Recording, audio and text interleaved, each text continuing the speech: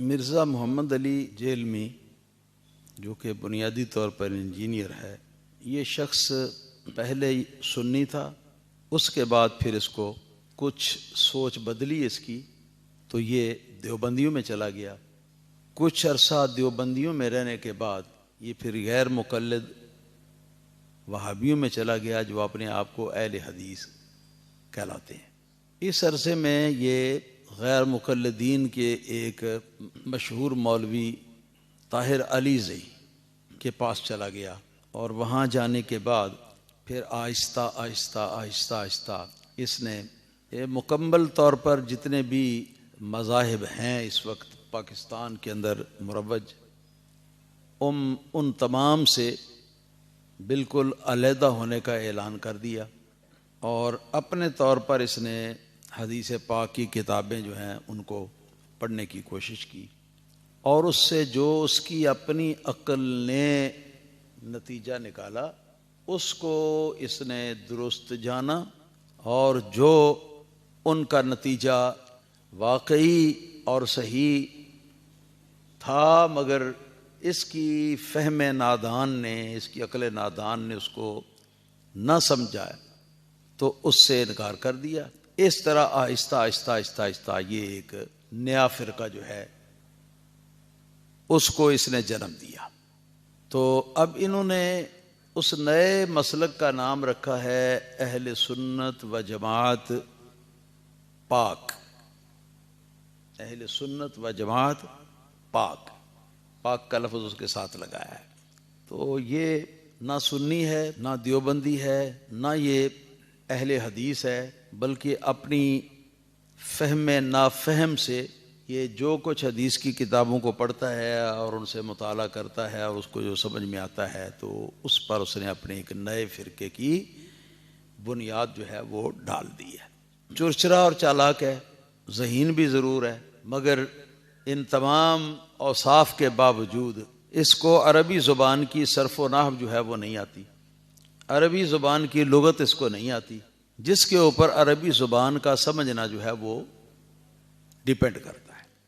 جو حدیث کی کتابیں یہ پڑھتا ہے وہ ساری غیر مقلد وہابیوں کی ترجمہ کی ہوئی ہیں، اور ان پر زیر زبر جو ہے نا وہ پہلے سے ہی لگے ہوتے ہیں عربی عبارت کے اوپر، یا کبھی بیروت کی چھپی ہوئی کتاب کوئی بھول کر کبھی اپنے سامنے وہ رکھ لے تو اس کے اوپر بھی وہ کتاب بھی وہ ہوتی ہے جس کے اوپر اعراب زیر زبر جو ہے نا وہ پہلے سے لگے ہوئے ہوتے ہیں، اس کو دیکھ کے یہ پڑھتا ہے۔ مبلغ علم اس کا اتنا ہے کہ بہت سارے الفاظ جو ہیں ان کو عربی گرامر کے اعتبار سے یہ غلط پڑھتا ہے، اور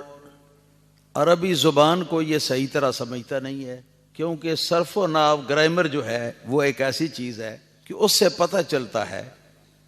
کہ صحیح طور پر کسی فقرے کا مفہوم کیا ہے یا کسی ایک کلمے کا معنی کیا ہے۔ ان چیزوں سے وہ نابلد اور ناآشنا ہے، اس لحاظ سے میں کہہ سکتا ہوں کہ وہ جاہل مطلق ہے، اور ہمارے کئی ایک علماء نے اس کو دعوت دی کہ سامنے آ کے ہمارے ساتھ بات چیت کر، ہمارے سامنے آ کے بات چیت کر، یا چل سامنے نہیں آنا چاہتا تو فون پہ کسی بات پر بحث کر لے تاکہ تیرے سوالات، تیرے اعتراضات کے ہم جواب دے دیں۔ مگر یہ فوراً جب اس کو یہ سوجے کہ یہ فون کرنے والا جو ہے نا یہ میرے ساتھ کوئی بات چیت اس طرح کی کوئی کرنا چاہتا ہے کہ مجھ سے وہ سوال جواب کرے گا، تو فوراً ایسے کر کے بند کر دیتا ہے فون کو، اور اس کے بعد پھر اٹھاتا نہیں۔ یہ اس کا حال ہے جی۔ تو اب اس کے بارے میں کیا کہوں، یہی ہے کہ جہل مرکب کا یہ جو ہے یہ مجموعہ ہے۔ دعا کرتا ہوں کہ اللہ پاک اس کو ہدایت دے، اللہ پاک اس کو چشم بصیرت دے، اور جس گمراہی کے اندر یہ داخل ہو چکا ہے اور یہ سمجھتا ہے ہم چما ڈنگرے نیست ہیں جی، تو اللہ تعالیٰ اس سے بھی اس کو نکالے۔ ہم تو دعا ہی کر سکتے ہیں،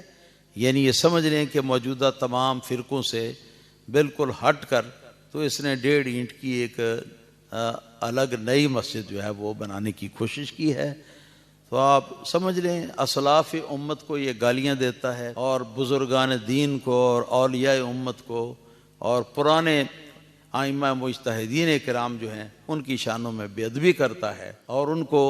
یہ بالکل اس طرح سمجھتا ہے جیسے کہ وہ طفل مکتب ہے، حالانکہ اس کی اپنی حالت جو ہے وہ اس طرح کی ہے کہ بغیر لگے ہوئے اعراب کے ایک صفحہ میرے کسی شاگرد کے سامنے یہ عربی عبارت نہیں پڑھ سکتا۔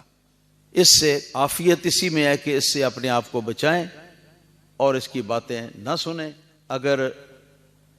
کسی شخص کو کوئی الجھن ہو اس کی کسی اعتراض کے بارے میں تو وہ اعتراض جو ہے اس کی زبان میں ہمارے سامنے پیش کریں، ہم اس کا انشاءاللہ تعالی